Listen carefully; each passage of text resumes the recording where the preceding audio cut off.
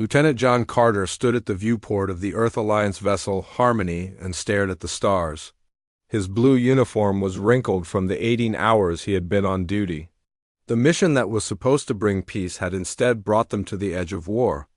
"Lieutenant, the captain wants you on the bridge," said a voice behind him. John turned to see Communications Officer Amy Lee. Her face was pale, and dark circles showed under her eyes. No one had slept much since the incident. "More bad news?" John asked. Amy just nodded and walked away. Bad news was the only kind they had received in the last 24 hours. John made his way through the corridors of the ship. Crew members moved quickly, their faces tense. The excitement that had filled these same hallways just days ago was gone. First contact with an alien civilization was supposed to be humanity's greatest moment. Now it might be their last. On the bridge, Captain Susan Wright stood looking at the main screen. It showed the massive Zyraxian ship that had gone from diplomatic vessel to potential destroyer in less than a day.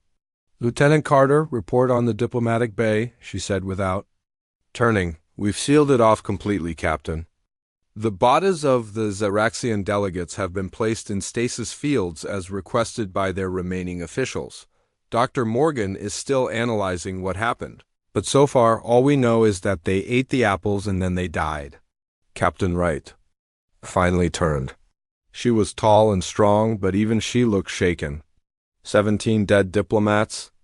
17 high-ranking members of the first alien society we've ever met. And they think we poisoned them on purpose. "But we didn't know," John said. "The fruit was analyzed as safe for consumption. We eat apples every day."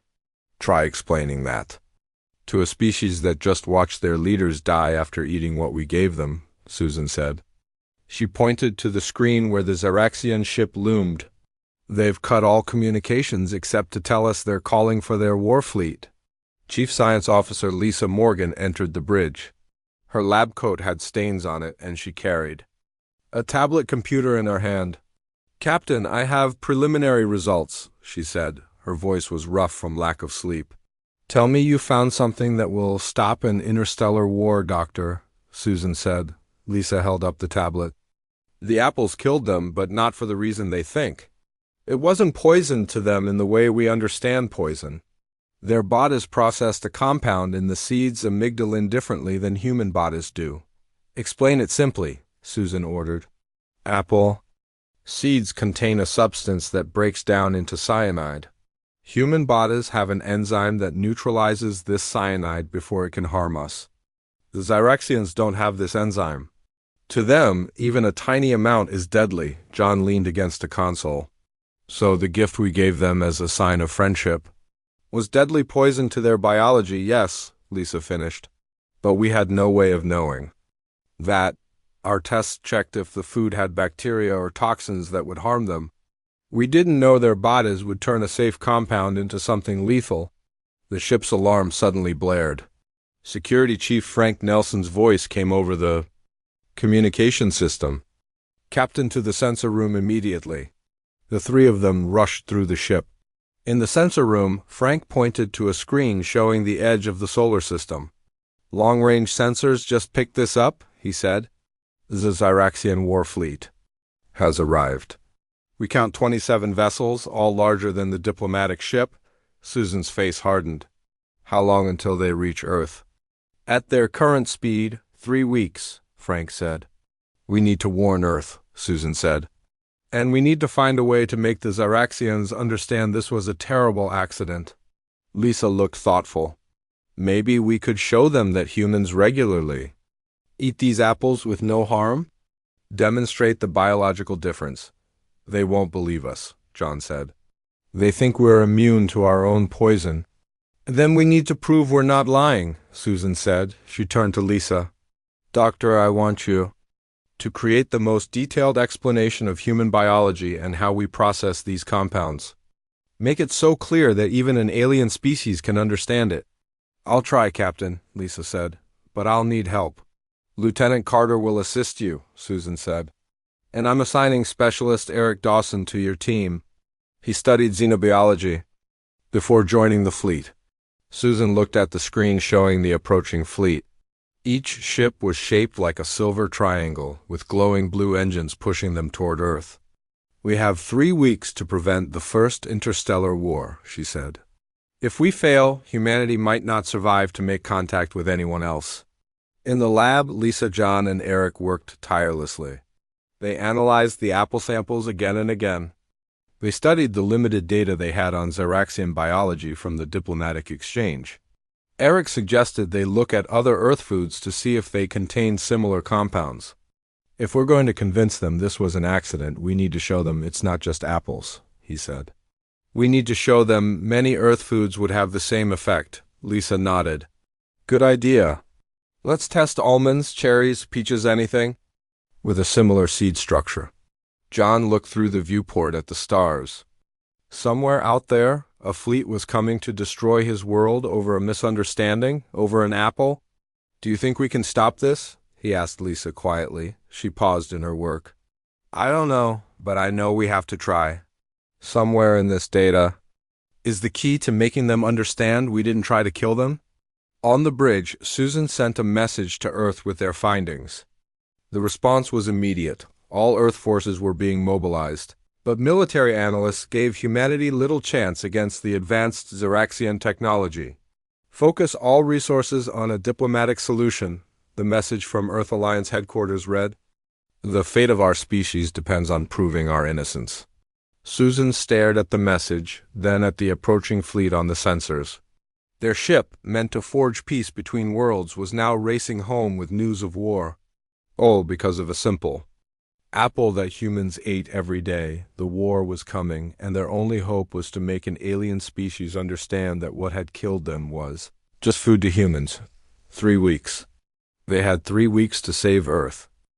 3 weeks passed too quickly. The Harmony returned to Earth, and now Admiral Henry Douglas stood in the war room of Earth Alliance headquarters. The large screens on the wall showed the positions of the Xeraxian warships. They had formed a perfect half-circle just beyond Mars. "Their weapons could reach Earth in less than 2 minutes," said General Linda Perez. She pointed to the largest ship in the center of the formation. "That one alone could destroy everything from New York to Chicago with a single shot." Henry rubbed his tired eyes. He had not slept well since the crisis began. "What about our defenses?" he asked. Linda shook her head. "Our best shields might stop 1 or 2 shots. Their technology is at least 200 years ahead of ours." The door opened, and President Catherine Spencer walked in. Everyone stood straight as she approached the main table. "Sit down, everyone," she said. Her voice was calm, but her eyes showed her worry. "What's the latest from the Xeraxians?" Henry pressed a button, and a message appeared on the main screen. "They sent this 1 hour ago," he said. "They demand we hand over the people responsible for what they call the poison attack within 48 hours. If we refuse, they will begin destroying major cities, 1 every 6 hours, until we surrender or until Earth is uninhabitable." Catherine read the message twice. "They still believe it was a deliberate attack." "Yes, Madam President," Henry said. "All our messages explaining. The biological differences have been ignored." "Where is Dr. Morgan's team now?" Catherine asked. "At Luna Base, still working on their research," Linda answered. "They requested the secure lab there because it has better equipment for xenobiology studies." On Luna Base, Dr. Lisa Morgan looked through a microscope at a sample of Xeraxian tissue. Next to her, Eric Dawson analyzed data on a computer screen. John Carter stood by the window, looking out at the stars and the blue sphere of Earth below. "I found something," Lisa suddenly sighed. Both men moved quickly to her side. "The Xeraxian cells break down differently when exposed to the compound," she explained, pointing to the screen. "Our human enzymes neutralize the cyanide immediately, but their cells actually amplify its effects." Eric nodded. "That explains why such a small amount killed them so quickly." "But that's not all," Lisa continued. She pulled up another screen showing a list of Earth foods. "I've identified at least 37 common Earth foods that contain compounds that would be deadly to Xeraxians. Almonds, cherries, cassava, lima beans, foods we eat every day." John frowned. so even if we hadn't served them apples, we might have accidentally poisoned them with something else, Lisa finished. Their biology and ours are fundamentally different in how we process certain compounds. Eric suddenly stood up straight, his eyes wide with an idea. What if we show them? He said, Show them what? John asked. Show them that humans eat these foods regularly, Eric explained.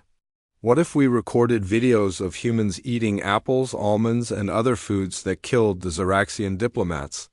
If they see that these things are actually food to us, not weapons, maybe they'll understand the truth, Lisa considered this. It might work.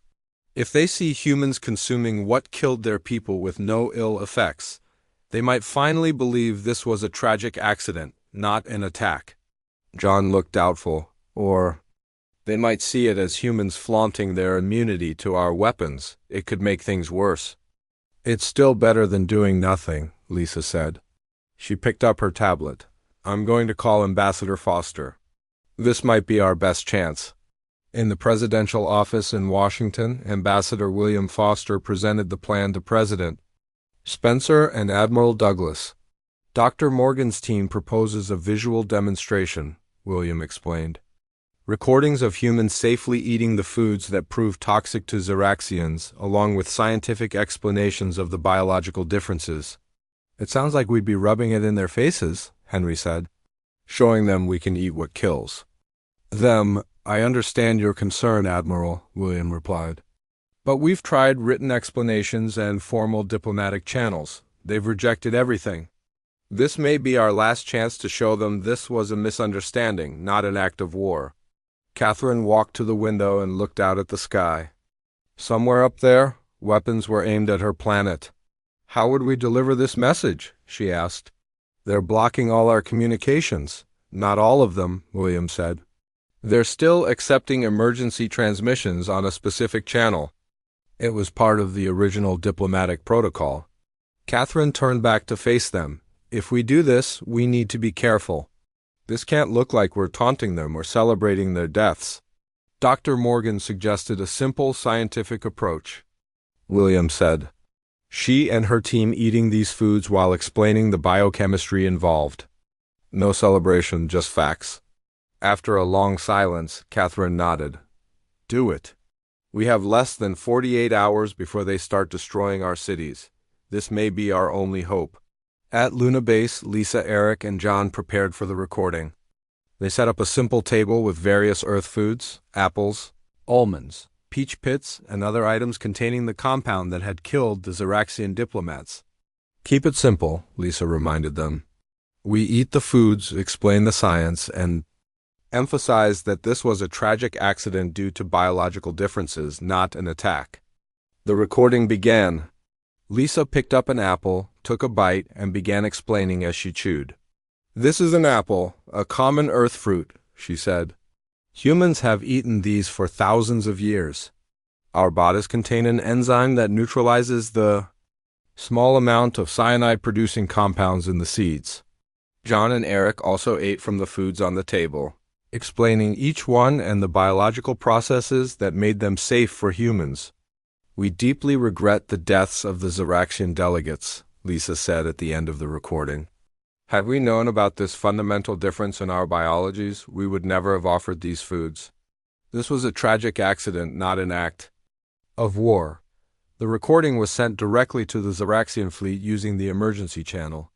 After that, all they could do was wait. On Earth, people looked up at the night sky with fear. Many had left the cities, seeking safety in rural areas, though everyone knew there would be no real safety if the Xeraxians attacked in orbit. Earth's defensive fleet small and primitive compared to the alien armada took position. The captains knew they could not win, but they were prepared to fight until the end. The deadline was approaching. Would the Xeraxians believe the truth, or would Earth face destruction because of a simple apple? Grand Admiral Kextura stood on the command deck of the Xeraxian flagship Vengeance. His tall, slender form towered over the other officers. His scaled skin reflected the blue lights of the control panels. The main screen showed the small blue planet that had caused the death of 17 honored diplomats. "The humans have sent another message," said Communications Officer Vexelin. "It came through the emergency channel." Kextura hissed softly. "More lies about a misunderstanding, no doubt." "No, Admiral. This one is different. It contains visual images." Kextura hesitated. The humans had sent many messages since the incident. All claimed innocence. All insisted the deaths were accidental. None had been believed. "Show me," he finally said. The screen changed to show 3 humans sitting at a table. Kextura recognized the objects on the table immediately. The red spheres. The poison fruits that had killed his people. His anger flared, but before he could order the message stopped, he saw something shocking. The human female picked up one.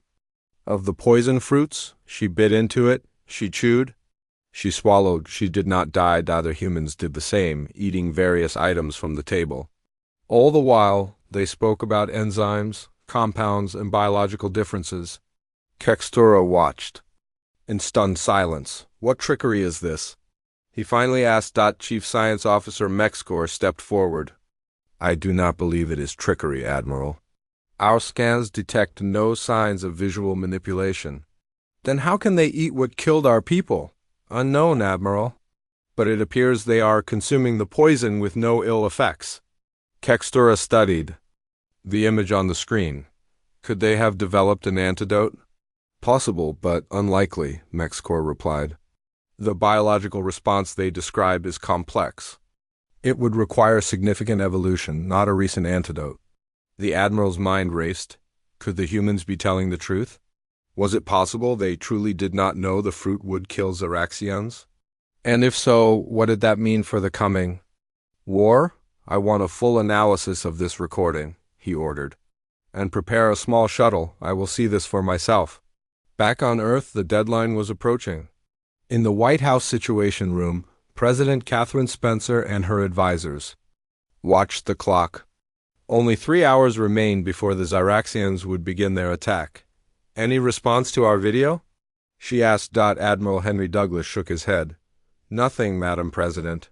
They received it, but there's been no reply." Catherine closed her eyes briefly. She had already ordered the evacuation of major cities, but there wasn't enough time to move everyone. Millions would die in the first attack. "Madam President," said a communications officer suddenly, "we're receiving a transmission from the Xeraxian fleet." Everyone in the room tensed. "Put it through," Catherine ordered. The main screen showed the stern face of a Xeraxian. His scales were darker than those of the diplomats who had visited Earth, with gold patterns along his head crest. "I am Grand Admiral Kextura of the Xeraxian Empire," he said. His voice was translated by computer, but still carried a harsh, clicking quality. "I have reviewed your most recent communication." Catherine stepped forward. "Admiral, we hope you now understand that what happened to your diplomats was a tragic accident. Humans regularly consume these foods. They are not poison to us." Kextura's vertical pupils narrowed. "So your message claims. I find this difficult to believe." "It's the truth," Catherine insisted. "Our biologies are different. What is food to us proved deadly to your people, but we had no way of knowing this would happen." There was a long pause. Then Kextura spoke again. "I wish to witness this myself. I propose a meeting on your International Space Station. I will bring a small delegation. You will bring the items from your recording. I will observe humans consuming them." Catherine looked at Admiral Douglas, who nodded slightly. "We agree to this meeting," she said. "When would you like it to take place?" "Immediately," Kextura replied. "The deadline for our attack remains in effect until I am satisfied with your demonstration." The screen went dark. Catherine turned to her team. "Contact Luna Base, get Dr. Morgan and her team to the space station immediately, and prepare a selection of foods containing the compound." "Is this wise, Madam President?" Admiral Douglas asked. "Bringing their leader into our space? It's our only chance," Catherine said. "If seeing humans eat these foods in person convinces him, we might avoid war." On the International Space Station, a special meeting room was quickly prepared. The large observation window offered a view of Earth below. A table was set with various Earth foods, apples, peaches, almonds, and more. Dr. Lisa Morgan, John Carter, and Captain Susan Wright arrived first. They wore formal Earth Alliance uniforms. Are we really going to eat apples in front of the leader of an alien fleet that's about to destroy our planet? John asked. Yes, Susan replied. And we're going to do it calmly and professionally? What? If it doesn't convince him? Lisa asked. Then at least we tried everything possible to prevent war, Susan said. A soft alarm sounded, indicating a ship was docking with the station. Minutes later, the door opened. Grand Admiral Kextura entered, followed by two Xeraxian scientists. All wore transparent masks over their faces. The protective gear is necessary, Kextura explained. The air in this room contains particles from the foods on the table, which could be harmful to us. Susan stepped forward. Welcome, Admiral. I am Captain Susan Wright of the Earth Alliance. This is Dr. Lisa Morgan, our chief scientist, and Lieutenant John Carter. Kextura looked at the table of food, then back at the humans. You claim these items are regular food for humans? Yes, Lisa said. They contain a compound that breaks down into cyanide, but human bodies have an enzyme that neutralizes it immediately. Based on our analysis, Xeraxian biology lacks this enzyme and instead amplifies the toxic effect. The Admiral gestured to the table. Show me. Susan picked up a red apple. She took a large bite, chewed, and swallowed. John and Lisa did the same with other foods from the table. The Xeraxian scientists moved closer, scanning the humans with small devices. They spoke to each other in their clicking language. The scans confirmed they are truly consuming the compounds, one scientist told Kextura, and showing no signs of distress or poisoning. Kextura watched as Susan finished her apple, even eating around the core where the seeds, the most toxic part to Xeraxians, were located. Impossible, he whispered. Grand Admiral Kextura stared at the humans as they continued to eat the foods that had killed his diplomats. His vertical pupils widened with each bite they took. The two Xeraxian scientists beside him clicked their tongues rapidly, their way of expressing amazement. The compounds in these foods would kill a Xeraxian within minutes, said one scientist, Tesmar. Yet these humans show no signs of distress. Could they be artificial beings? Asked the other scientist, Rezkal. Not biological at all, Susan set down her apple core. We are fully biological, I assure you. Our bodies simply process these compounds differently than yours. Lisa stepped forward with a tablet. We've prepared detailed information about human biochemistry. This enzyme here, she pointed to a diagram on the screen, neutralizes the cyanide compound before it can harm us. Kextura studied the diagram, then looked back at the humans. In my 300 cycles of life, I have encountered 87 different sentient species. None could consume toxins like this without harm.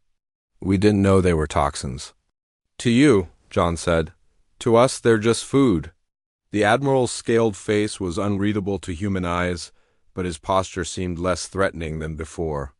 If what you say is true, then the deaths of our diplomats were indeed accidental, he said finally. Susan nodded. Yes, we deeply regret what happened, but we had no intention to harm your people. Kextura turned to his scientists. What other implications does this have? A species immune to compounds that are lethal to us? Tesmar's scales rippled, a sign of deep thought. It suggests their evolution took a dramatically different path than most carbon-based life in our known galaxy, Admiral. Their biochemistry is ... unique. Lisa, catching the shift in conversation, saw an opportunity. Admiral, if I may ask, what was the true purpose of your diplomatic mission to Earth?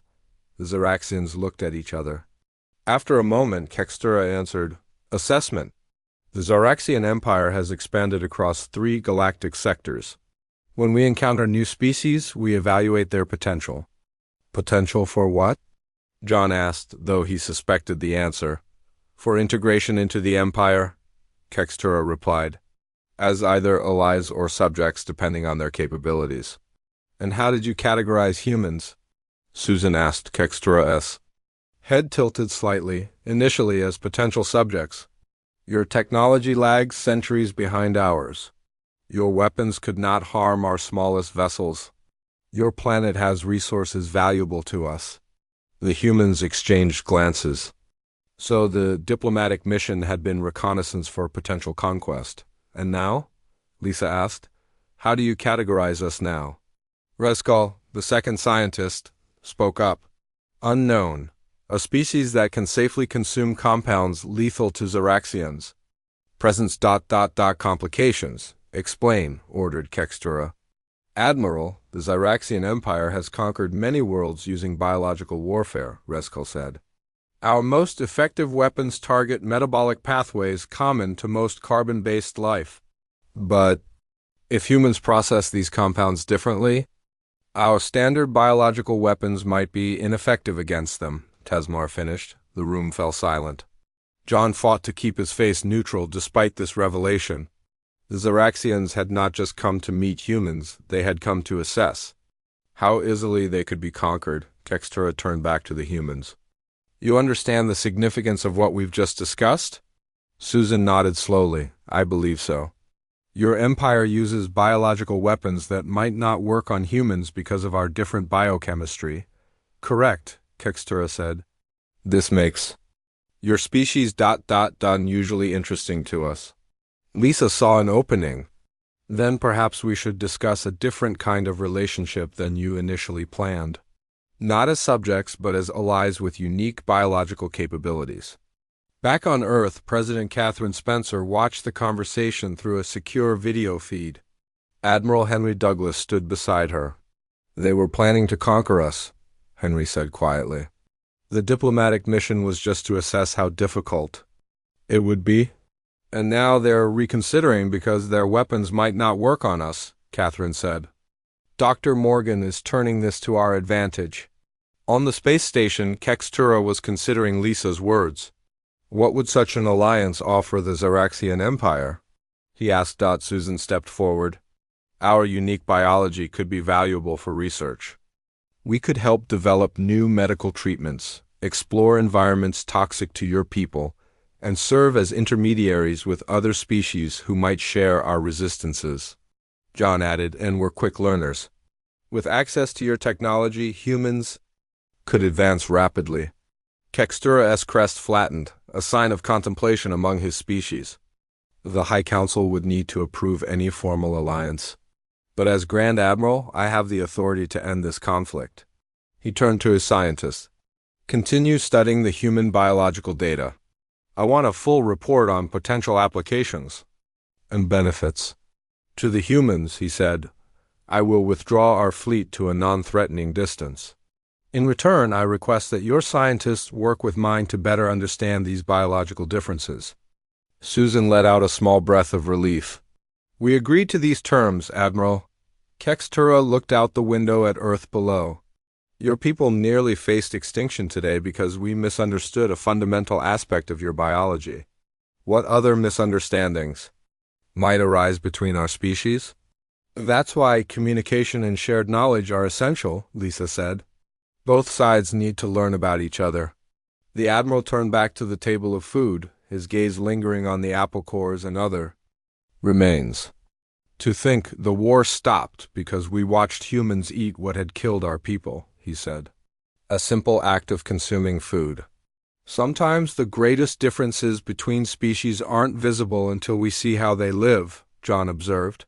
Kextura made a gesture with his clawed hand, and his scientists prepared to leave. I will return to my ship and issue the stand-down orders. Expect our research team to arrive within your day cycle. As the Xeraxians prepared to depart, Lisa approached Tesmar.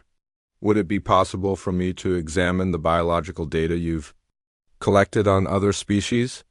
It could help us understand where human biology fits in the galactic picture. The scientist hesitated, then looked to Kextura, who gave a slight nod. Limited access will be granted, Tesmar said. We are curious about your perspective as well. After the Xeraxians left, Susan contacted Earth. Madam President, the immediate threat has been neutralized. The fleet is withdrawing to a safe distance. Catherine's relieved face appeared on the screen. Excellent work, all of you. What are the terms? Scientific cooperation to study the biological differences between our species, Susan explained. And potentially a future alliance rather than subjugation.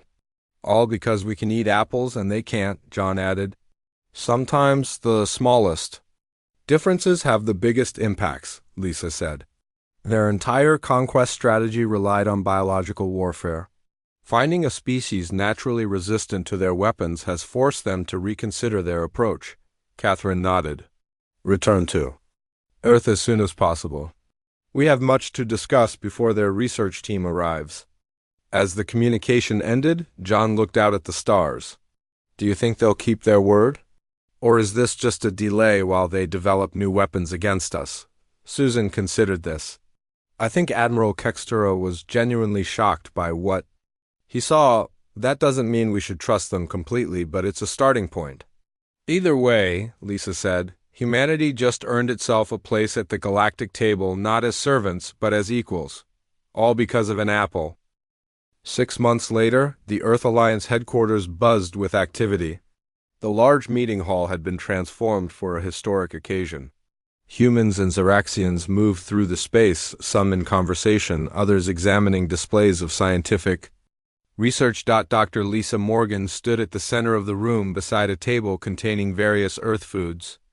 A small crowd of Xeraxian scientists watched as she demonstrated special protective equipment designed for handling these items.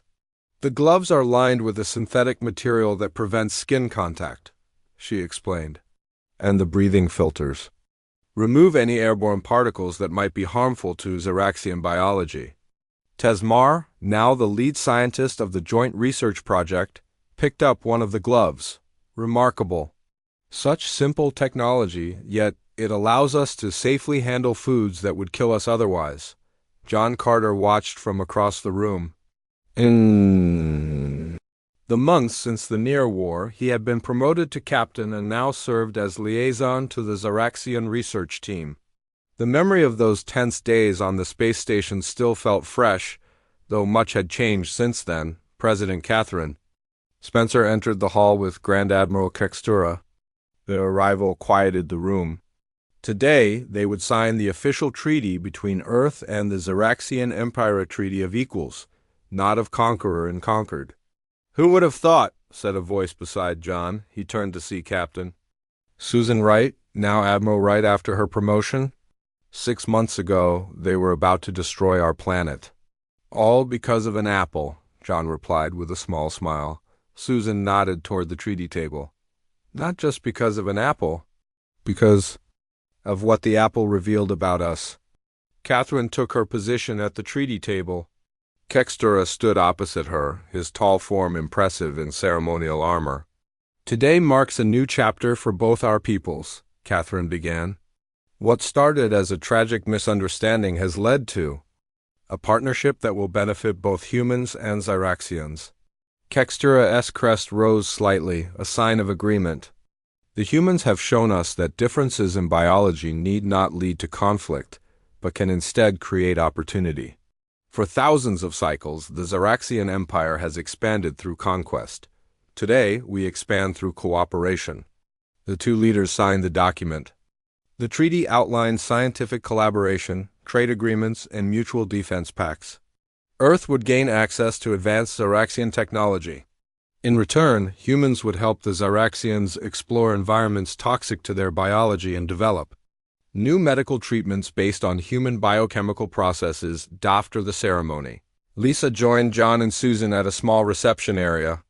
The biochemical research is advancing faster than we expected, she told them. We've already identified 3 compounds in human blood that can neutralize diseases common among Xeraxians, and their technology has helped us cure 2 previously. Untreatable human conditions, John added. The medical benefits alone make this alliance worthwhile.